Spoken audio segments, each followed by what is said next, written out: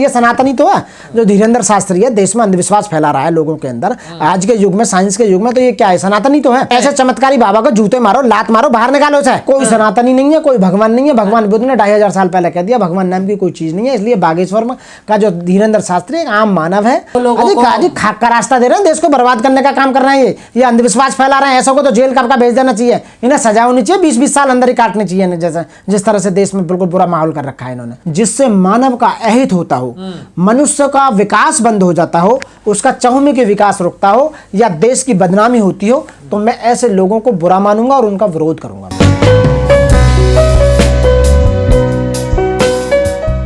आप लोग चाहते क्या? कभी तो आप रामचरितमानस का विरोध करते हैं, कभी मनुस्मृति को जलाते हैं।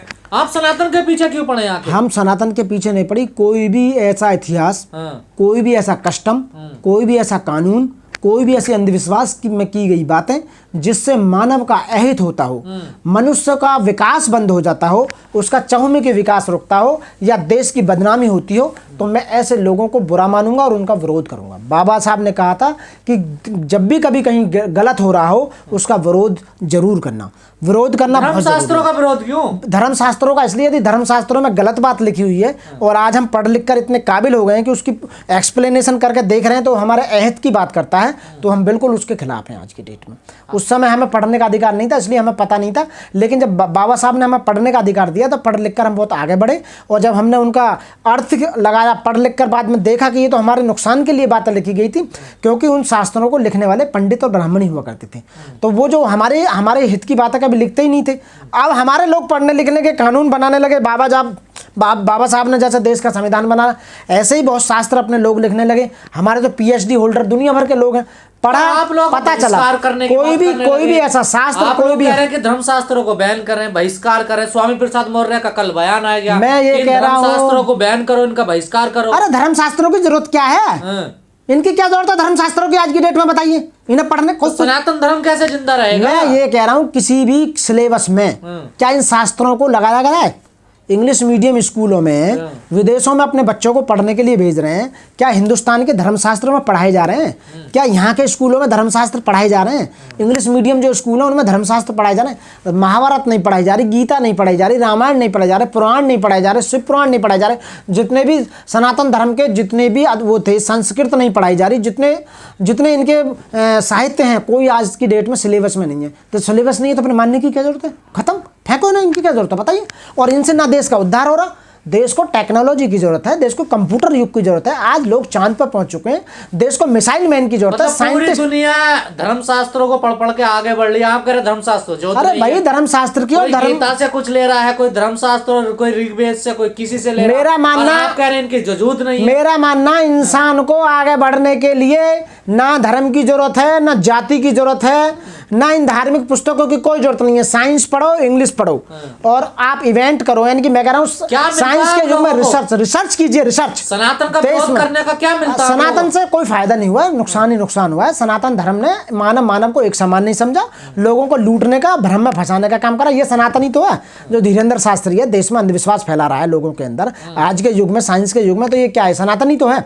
ऐसे सनातन धर्म को मानने का क्या फायदा? ऐसे सनातन धर्म के बाबा को ऐसे चमत्कारी बाबा को जूते मारो, लात मारो, बाहर निकालो से। बिल्कुल भी इनकी बात मत मानो। है और चमत्कार को नमस्कार, बिल्कुल भी कोई जरूरत नहीं है। ना ऐसे इंसानों को नमस्कार करने की जरूरत है, लूटने का काम करते हैं, लुटेरे हैं एक नंबर के। और हमें कुछ करने की जरूरत नहीं है। जैसे जैसे शिक्षा का प्रभाव देश में बढ़ेगा, विदेशों से पढ़कर आएंगे, हमारे बच्चे इंग्लिश मीडियम पढ़ेंगे, पढ़ने के बाद जैसे ऊपर आएंगे तो ये अपना आप दूर हट जाएंगे, अंधविश्वास अपना आप दूर हट जाएंगे। इन बाबाओं की कोई जरूरत नहीं।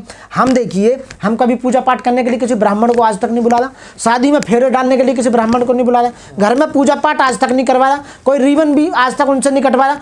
तो पद्धति नहीं है, कोई जरूरत नहीं है। तो आप तो सनातन संस्कृति का विरोध करते हैं। हाँ, हम बौद्धिस्ट है ना, हम बौद्धिस्ट है ना, तो हम मोंग को बुलाते हैं। हम भगवान बुद्ध के धर्म को मानते हैं और अपने यहाँ पर हम मोंकों को बुलाते हैं। मोंक जो होते हैं, हमारी ग्रैंड मदर मर गई थी तो हमने जब किसी पंडित के द्वारा कोई कार्य नहीं कराया, हमारे यहाँ मोंक आए, जो मोंक जो होते हैं उनके द्वारा हमने कार्य पद्धति की गई, हमें वो बहुत बढ़िया लगी। तो इसलिए जहाँ जहाँ भ्रम फैलाता हो। स्वामी प्रसाद जो कह रहे हैं कि इन धर्मशास्त्रों का बहिष्कार होना चाहिए, ना बैन होना चाहिए, मैं उनका सपोर्ट करता हूँ। पूरी तरह से सपोर्ट करता हूँ स्वामी प्रसाद मौर्य का। वो अपनी जगह बिल्कुल सही है। उन्होंने कुछ इतने बड़े नेता हैं, कुछ सोच समझ के ही पढ़ लिख कर ही कुछ ना कुछ। अरे मीडिया वाले कह रहे हैं आप लोगों का इलाज होना चाहिए, हम मानसिक संतुलन खो बैठे हैं। हम मानसिक संतुलन हम नहीं खो बैठे हैं, उनके बिजनेस पर प्रहार हो रहा है, उनके खजाने में बढ़ोतरी नहीं हो रही है, गरीब लोग समझता जा रहा है, गरीब लोग बच्चे पढ़ रहे हैं तो उनको पच नहीं रहा है। आज हम बोलने का काम कर रहे हैं तब उन्हें नहीं पच रहा, आज हम गाड़ी में चलते हैं तब उन्हें नहीं पच रहा, आज हम टाई लगाकर कोर्ट में चलते हैं तब उन्हें नहीं पच रहा, आज हमारे पास धन संपदा हो रही है तब उन्हें नहीं पच रहा। उन्हें ये बताइए कि दबा कुचला गुलाम आदमी ऊपर कैसे बढ़ रहा है उन्हें। अरे मूर्ख हो, आज देश का संविधान लागू हो चुका है और 26 जनवरी 1950 को मतलब देश का संविधान लागू, 72-73 साल होने जा रही हैं देश को, संविधान को। देश अब तक कहाँ आगे पहुंच जाना, तुम्हारे जैसे कुकर्मियों ने, ढोंगियों ने, अंधविश्वासियों ने, मनुवादियों ने आज तक देश को गुलाम बनाए रखा। नहीं हमारा देश कब का आजाद हो जाता और आज हम विश्व गुरु होते और कहाँ से कहाँ पहुंच जाते। और रोजगार कैसे बनेगा जब रोजगार यही तो पैदा कर रहे हैं, फैक्ट्री यही कर रहे हैं सारे। रेल इन्होंने बनाई है, कंप्यूटर इन्होंने बनाया, मिसाइल इन्होंने बनाई है, धीरेन्द्र जैसे शास्त्रियों ने, है ना। देश में और देश में जो अन्न जो पैदा कर रहा है किसान, उसकी जगह यही तो छू मंत्र मार मार का अनाज पैदा कर रहा है। देश के अंदर बीमारियों को डॉक्टर की जरूरत नहीं है, ऑपरेशन करने की जरूरत नहीं है, सीधे ये तो मंत्र मारेगा बीमारी खत्म हो जाएगी। दे रहे हैं लाखों लोगों को, खाक का रास्ता दे रहे हैं, देश को बर्बाद करने का काम कर रहे हैं। ये अंधविश्वास फैला रहे हैं, ऐसा को तो जेल का भेज देना चाहिए, इन्हें सजा होनी चाहिए, 20-20 साल अंदर ही काटनी चाहिए, जैसे जिस तरह से देश में बिल्कुल बुरा माहौल कर रखा है इन्होंने।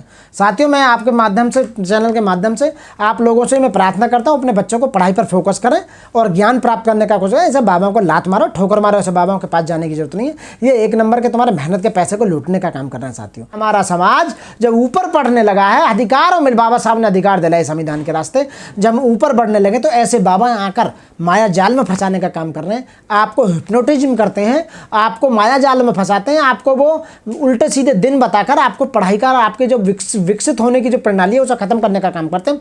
साथियों, ऐसे लोगों से दूर रहें। आप लोग सनातन को समझते नहीं है, आप दूर रहें। कोई सनातनी नहीं है, कोई भगवान नहीं है। भगवान बुद्ध ने 2500 साल पहले कह दिया भगवान नाम की कोई चीज नहीं है। इसलिए बागेश्वर का जो धीरेन्द्र शास्त्री एक आम मानव है, हमारी तुम्हारी तरह, बल्कि वो बस केवल बिजनेस चलाकर लूटने पैसा लूटने का काम करता है। हनुमान चालीसा पढ़ते हैं साथियों, हम हनुमान चालीसा वो सब आदमियों बनाई है, वो हमने बनाई है। हनुमान चालीसा हम जैसे लोगों ने तैयार की है, मंदिर हम जैसों ने किया है, और वो शास्त्री जो है ना पैदा, वो हम जैसों ने पैदा करा है। इंसान से पैदा हुआ, अपनी माँ से पैदा हुआ है। एक इंसान भगवान का रूप कभी नहीं ले सकता, और ना ही वो ऐसा कोई दुनिया में, पूरी दुनिया में ना इस तरह की कोई कला है कि आपको कोई दिन देख के बता दे, या आपके भविष्य को बता दे, आपकी बीमारी को दूर कर दे, आपका कोई सहारा बढ़ा दे, या आपका सोर्स ऑफ इनकम बढ़ा दे। ऐसा कुछ भी नहीं हो सकता साथियों। आप माया जाल में ना फंसे, उस लुटेरे के बहकावे में ना आए धीरेन्द्र शास्त्री के में। वो लूट कर आपकी मेहनत की कमाई को खुद रखने का काम कर रहा है। यदि इतना ही उसके अंदर कुछ होता तो देश को बढ़ाने के लिए कितने इवेंट करता, साइंस में आगे प्रयोग करके देश को महाशक्ति बनाने का काम। ऐसी तो विश्वगुरु बनेगा देश विश्वगुरु बना देता। और यदि उसके अंदर, मैं आपको समझाने का काम करूं, उसके अंदर कोई इस तरह की कोई दैवीय शक्ति होती तो आज पूरे संपूर्ण भारत का, पूरी दुनिया में डंका होता, और कोई ना कोई ऐसी टेक्नोलॉजी होती जो अमेरिका और चीन से भी ज्यादा हमारे पास परमाणु शक्ति होती। उसके पास कुछ नहीं है साथियों। आप बड़े लेवल पर सोचो, वो एक नंबर का लुटेरा इंसान है साथियों। उसके पास ना जाए साथियों, और उसे जेल भिजवाने का काम करें साथियों। किसी से पैसा मांगते हैं, पैसे मांगने का काम करते हैं, वो लूटने का काम करते हैं, दिन देखने के पैसे लेते हैं, आपका भविष्य देखने का पैसा लेते हैं, आपके बच्चों को जीवन का पैसा ले रहे हैं, आपके बच्चों को बर्बाद, आपके बच्चों को फ्यूचर बर्बाद करने का काम कर रहे हैं साथियों। वो यदि गवर्नमेंट उन्हें जेल भेजने का काम नहीं कर रही है, ये समझ लीजिए आप कि कहीं ना कहीं बीजेपी सरकार की उनकी सांठगांठ है। और बीजेपी सरकार के समय में ही इस तरह के बाबा आते हैं जो दिन देखने का काम करते हैं और आपकी मेहनत की रोटी को लूटने का काम करते हैं साथियों। इसलिए साथियों, अगर वकील साहब बाबा ने बता दिया धीरेन्द्र शास्त्री ने कि आपकी कितनी गर्लफ्रेंड रही, तो आप मानेंगे उनका चैलेंज? वो सब मानेंगे उनका चमत्कार? सब झूठ है, सब झूठ है। 2-4 गर्लफ्रेंड भी बता देते हैं किसकी कितनी रही है। जिन लोगों के अब तक बताए हैं उनकी डिटेल पहले बाबा के पास उनके जो वो थे एजेंट, वो पहुंचा देते थे कि इस आदमी को हम लेके आ रहे हैं, इसकी इतनी गर्लफ्रेंड है, इसके माँ बाप का नाम ये है, इसको ये बीमारी रही है, ये इसका यहाँ पता ये हुआ, सब कुछ डिटेल बाबा के पास होती थी।